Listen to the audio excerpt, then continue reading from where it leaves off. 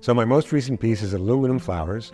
It's written for solo guitarist, playing both classical nylon string guitar and electric guitar. The piece was written for two guitarists, JIJI Kim and Gretchen Menn. These two guitarists come from different backgrounds. JIJI Kim is a classical guitar virtuoso who has come to playing electric guitar, and Gretchen Menn is an electric guitar virtuoso. We call them shredders, but she's also a virtuoso classical guitar player. So the electric guitars run through lots of effects pedals, takes advantage of that. And the orchestra is the giant mother of all effects pedals that kind of amplifies and supports the guitarist, and its endeavors to be bigger than just 6 strings on a piece of wood. Aluminum Flowers is different in that I'm leaning more into what's special about the electric guitar that differentiates it from traditional classical instruments. And that is the electricity, the electronic aspects of it, the pedals, right? So every one of the 5 movements of Aluminum Flowers is a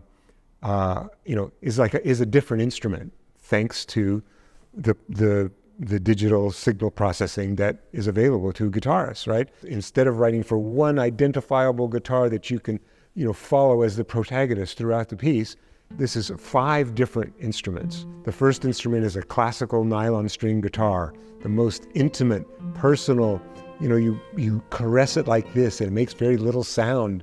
And there is nothing more delicate than flesh on a nylon string classical guitar. So that's the first movement. The second movement, then, sharp contrast, runs the guitar through a digital delay pedal, and the virtuosity is partly in the playing, but even more so in the impeccable rhythm that the guitarist has to have to play in between the notes of the delay to create this kind of moto perpetuo texture. The third movement, something that I love about the guitar, is it's almost paradoxical. You can use distortion and overdrive, which are kind of sound aggressive and are often used to make an aggressive sound, but with the right attitude, create a very lyrical singing tone. The fourth movement is a prepared electric guitar, still completely different instrument. You thread a guitar pick through the strings. When you pluck it, it sounds like a gong, like a enharmonic, and then the left hand is holding a bottleneck. So you've got, a bong and sliding along the strings, kind of ignoring the frets. So it's a very, very unique, nobody's ever had this guitar before. This is a guitar of my invention. And then the last movement uses a looper. So the last movement is the guitar as orchestra.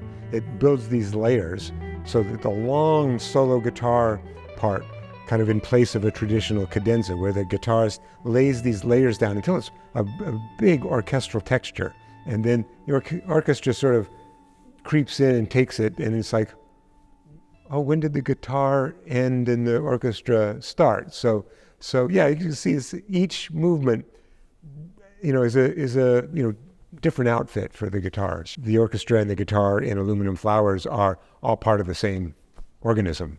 This is actually the first guitar concerto that I haven't written for myself, and that's kind of exciting and scary at the same time. And I don't know if I could play this.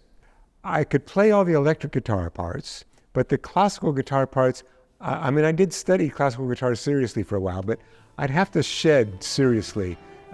So if anybody out there wants to schedule a performance with me playing, you got to give me 6 months lead time at least. So.